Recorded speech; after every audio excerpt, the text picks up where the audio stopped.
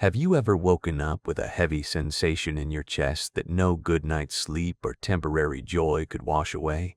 It is a silence that is not peaceful at all, but rather filled with emptiness. We often measure old age by the wrinkles at the corners of our eyes, or the aching of our joints whenever the weather changes. But in reality, the greatest burden of a human life is not the traces of time, but what we are carrying heavily within our souls. This silent suffering does not appear in medical records, yet it quietly steals away the joy of living every single day.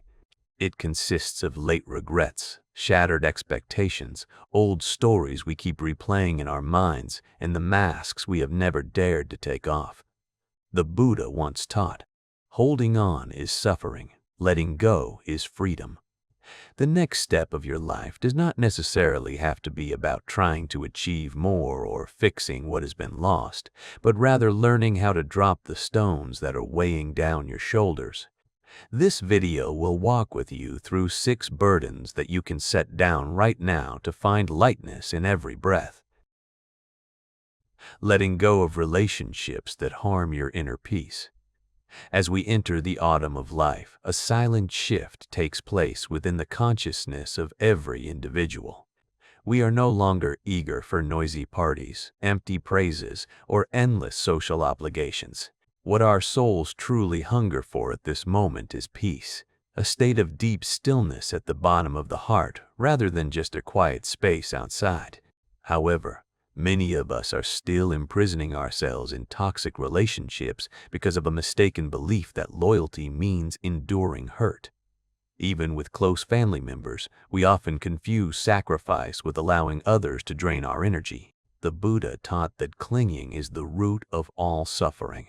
He compared holding on to anger or pain caused by others to holding a hot coal in your hand with the intent of throwing it at someone else. You are the one who gets burned first and most severely. In toxic relationships, we often carry resentment, guilt, and exhaustion while mistakenly thinking it is love. But true love never intends to extinguish the light in your soul. Look back honestly. How many conversations leave you feeling depleted instead of understood? How many visits bring a sense of heaviness like a battle you never wanted to win?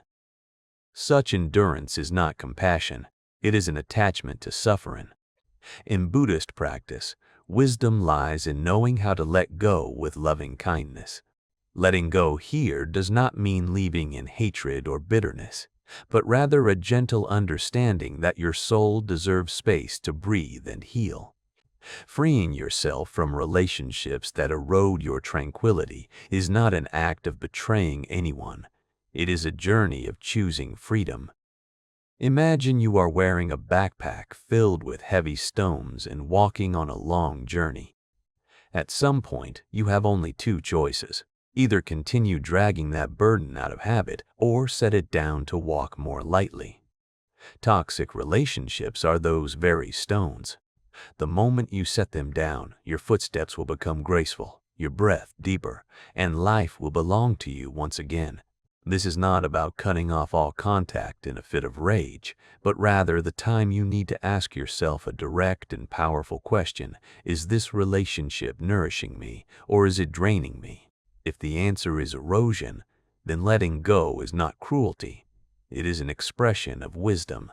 When you protect your inner peace, you are not closing your heart. In fact, you are expanding it to welcome sincere, healthy connections and genuine joys. Remember that compassion must begin with yourself.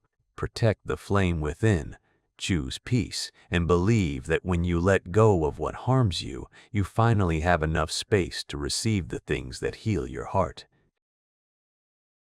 Letting go of the fear of aging. There are mornings when you stand before the mirror and suddenly pause in a moment of silence. That reflection is both familiar and yet quite strange. Your skin now carries lines like rivers flowing across an ancient map.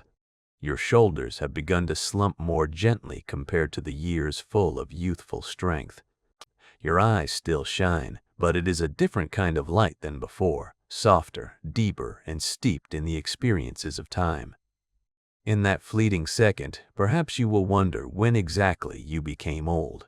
But the sad reality is that what troubles us most is not the aging process itself, but rather the fear of it. Modern society has unintentionally trained us to view wrinkles as flaws, gray hair as a loss, and slow footsteps as decline. We are besieged by the notion that only youth is beauty, and that anything beyond that limit is fading away. However, Buddhism brings a completely different perspective. The Buddha taught that every existing thing in this world follows the law of impermanence. Aging is not a mistake or a failure of nature, but rather the perfect rhythm of life. Just as the seasons of the year shift from a vibrant spring full of life to a quiet golden autumn, our bodies are simply carrying the imprints of time. Trying to fight against this law only creates resistance and suffering in the soul. Remember the Zen story about an elderly master who was once admired for his extraordinary strength. Seeing the master begin to walk with trembling steps, a young disciple asked if he felt sad seeing his body weaken. The master smiled, placed his hand over his heart, and replied that this body is merely a lantern. When the oil runs low, the flame may flicker, but the light within remains forever radiant. Aging does not strip away your beauty. It only reveals a different kind of beauty. It teaches us patience, compassion, and profound gratitude. When the desires to chase external things gradually grow quiet, contentment will bloom right within. The need to be admired by others will soften, making way for the pure joy of simply witnessing life pass by. Therefore, dear friend, what if old age is not an enemy but your greatest teacher? Every change in the body is an invitation for you to become freer and lighter. Growing old is not about fading out, but about how we bloom in forms that youth could never imagine. Letting go of comparison with the young and your past self, pain sometimes begins in the smallest moments of daily life. It could be a chance look at a dusty old photograph, or the sound of a young person speaking boldly about ambitious future plans. Sometimes, it is just the feeling when you watch someone dash past with seemingly endless energy. And then, a quiet whisper rises from deep within. I used to be like that. If we are not mindful, that whisper quickly turns into a painful wound. You begin to wonder where that vibrant version of yourself went and why the present no longer feels that way. Comparison is a subtle thief, especially when we measure ourselves against our own past. Unlike envy toward others, this comparison makes you feel as though you are failing your past self by not maintaining the same vigor. You use yesterday as a yardstick for today, and as a result, the present always appears lacking. However, the truth is that the youthful version of you that you long for could not have endured what you have gone through up to this point. That self with abundant energy did not yet possess the patience, wisdom, and soulful depth that only the years can provide. In the Buddha's teachings, comparison is considered a form of ignorance because it blinds us to the reality of impermanence. There is a story of two travelers reaching a wide river. The young one, full of strength but lacking patience, jumped straight in and swam fiercely, but he quickly exhausted himself and was nearly swept away. Meanwhile, the elder traveler calmly walked along the stream until he found a shallow spot where the gentle current carried him to the other side with ease. The lesson here is simple. Youth has speed, but old age has strategy and composure. Each stage of life possesses a unique power that cannot be replaced. I once knew a woman named Ellen, nearly 80 years old, who always radiated an admirable sense of ease. She shared that she had once quit her neighborhood exercise class, not because she couldn't keep up, but because every time she saw the young women moving, she unconsciously compared her body to theirs. She had turned her effort into self-disappointment. After a period of reflection, she returned to the class with a completely new mindset. She no longer tried to prove anything or compare her pace to anyone else. She smiled and said that now she exercises to celebrate the fact that her body, with all its years, is still supporting her every day. That is true wisdom, admiring the beauty of youth without turning it into a personal loss. The Buddha reminded us that comparing yourself to others only disturbs the mind, and this is entirely true when you compare yourself to your past. You have no obligation to be the person you once were. You only need to be whole with the person you are right now. When you stop using yesterday as a measure for today, life becomes softer. Time will become a companion instead of a fearsome enemy. Letting go of relying on others for happiness. In the quietest seasons of life, a vague sense of emptiness can creep into your soul. It does not necessarily begin with tears or public lamentations. Sometimes, it arrives simply as a pause between daily chores, a silent house, or a sunset fading away without anyone by your side to share it. And in those very moments, a thought flashes by that makes the heart heavy. Why has no one brought me joy yet? Why must I still wait for someone else to recognize my presence? This is a very human emotion, but at the same time, it is a subtle illusion. We often carry the belief that others are responsible for our happiness, from a spouse and children to friends or even fate itself. Buddhism offers a completely different roadmap by helping us realize that happiness is something cultivated from within, not a gift delivered from the outside. The Buddha once taught that no one saves us but ourselves, and we ourselves must walk the path. This does not mean loneliness. On the contrary, it is absolute freedom. Remember the story of an old gardener who devotedly tended to a small garden in a forgotten temple. A visitor asked why he kept the garden so full of life when no one came to admire it. The gardener smiled and replied that he watered it because the garden needed care, not because someone was watching. Our happiness is just like that. If you keep waiting for it to come from others, you might have to wait for a lifetime. I met a man named Arjun at the age of 80 who learned this lesson in the most profound way. After his beloved wife passed away and his children settled abroad, he found himself facing empty walls and a frightening silence. At first, he waited anxiously for phone calls, visits, or any sign that he was still important to someone. But gradually, he began to create his own invitations. He walked along the river every morning, started sketching the city skyline, and volunteered at a local community center. He realized that life waits for no one, and he had to be the one to light his own lamp. True happiness does not depend on the presence, approval, or actions of any other person. You can nurture it like a garden, tending it with your mindfulness, creativity, and love. The moment you claim ownership of this joy, everything changes. Comparison will lose its footing, and the shadow of your younger, more dynamic self from the past will stop haunting you. What remains is a deeper serenity, a sense of freedom, and the understanding that joy is always within reach for you to create yourself. Letting go of the idea that you are too old to learn. There is a quiet voice that often creeps into the mind as we age, one that is both subtle and persistent. It whispers to you, "You have seen it all. There is nothing new left to learn." This thought usually hides in the spaces between repetitive daily routines, in the breaks of ordinary afternoons, and in the stillness of late nights. The belief that growth and development belong only to the young is not merely a thought. It is like a silent thief, gradually stealing away your curiosity, your sense of wonder, and your joy of living. But what if the opposite were true?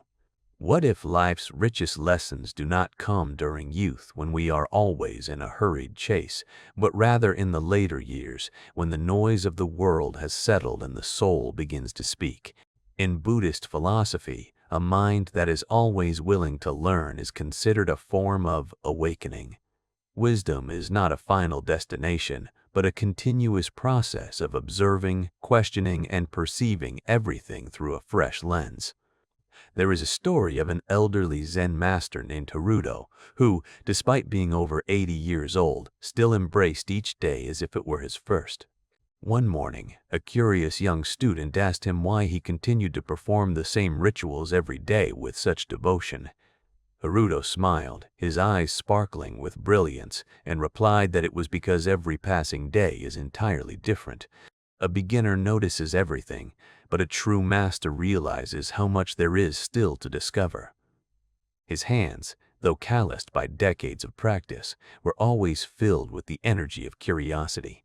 It is easy to think that after decades of experiencing ups and downs, losses and changes, we have reached the summit of understanding. But the Buddha reminded us that just as a candle cannot burn without fire, the human spirit cannot develop without engagement and a hunger for learning. Spiritual and intellectual life do not end with age. They truly blossom when the world around grows quieter, when personal ambitions soften, and the heart finally has time to ask questions that the younger version of ourselves never bothered with. I once met a woman named Leah at a meditation retreat. She was 78 years old with silver hair tied neatly in a bun. Recently, she had started learning to play the cello. She laughed and said she was not learning to perform or to impress anyone, but simply wanted to explore what her hands could still do and what sounds were still waiting to be awakened. Watching her hold the bow gently yet decisively, I saw in her eyes the excitement of a soul reaching toward the unknown. That is the essence of life, curiosity. A closed mind will become heavy and stagnant, but an open mind, whether at 80 or 90, will still flow like a river that can carve through the hardest rocks. Learning is the fountain of youth that no cream or miracle potion can replace. The lotus in Buddhism always blooms from the mud, not despite the mud, but because of it. Every wrinkle, every loss, and every challenge is the fertile soil for new insights to rise. Right now, you can try a small exercise. Choose one thing you have always cared about but told yourself you were too old to start, and spend just 10 minutes learning about it. Whether it is a new language, a craft, or a meditation method, approach it like an old friend you haven't seen in a long time. Your heart is never too old to start blooming once again. Letting go of regret and learning to forgive yourself. There are memories that often visit us during our quietest hours, persistent and impossible to ignore. It might be a word left unsaid, a path you did not take, or a mistaken decision that you wish you could go back and fix. These moments are not loud. They simply exist in silence and shape the way we walk through life. We smile, but only halfway. We celebrate, but that joy feels as though it is merely borrowed. We speak of the past cautiously, skillfully avoiding the wounds that still sting. This is the weight of regret, and for many it becomes the heaviest burden of their later years. It is not the aging of the body, but the weight of what we think should have happened. The Buddha taught that compassion must begin with oneself. He affirmed that you deserve your own love and care no less than anyone else in the entire universe. That includes loving your younger self, the one who once acted out of fear, confusion, pride, or desperation. That is the person who stumbled, who failed, yet still struggled to move forward. Remember the story of an elderly woman named Ming who spent her youth chasing fame and fortune, sometimes at the expense of others' happiness. In her old age, she came to the monastery with a soul heavy with shame. The teacher there simply smiled and said that the river accepts every drop of rain, whether the water is clear or muddy. Your life is the same. Wisdom can absolutely sprout from those mistakes. Regret is not a life sentence, but a signal for us to return to treating ourselves with tenderness instead of punishment. Forgiveness does not mean erasing memories, but remembering the past without the poison of torment. It is when you say to your own heart, "At that time I did my best with what I knew, and now that I know better, I will live better." Right now, take a deep breath and whisper to yourself, "I forgive myself for the things that were left incomplete." When you let go of regret, a new door will open. You expand your heart to the present, to the life that is still waiting for you ahead. At any age, you have not yet finished your journey. The past has shaped you, but it does not have the right to define who you are. You can step into the rest of your life with lightness, freedom, and a soul more vivid than ever before. Thank you for accompanying me on this profound journey to learn how to let go and rediscover peace in the final chapters of life.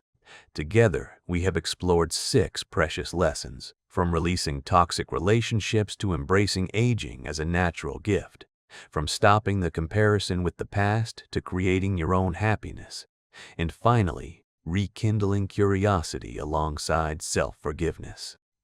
Remember that true freedom does not lie in striving for more achievements or clinging to what is past, but in opening your heart to the present. The Buddhist teachings are not just lofty philosophies, but practical tools for you to lighten your soul every day. As you nurture compassion and mindfulness, you will find your life becoming resilient and filled with contentment, regardless of external circumstances. Letting go is never a loss. It is the act of creating space for love and serenity to take root. If these reflections have touched your heart, please press the like button and share this message with those who are also seeking tranquility. Leave a comment below about what you feel ready to let go of most today, so that we can resonate with positive energy together. I wish you a life of peace, and may you always remain radiant in every present breath. Are you ready to set down the final burden and walk in pure lightness?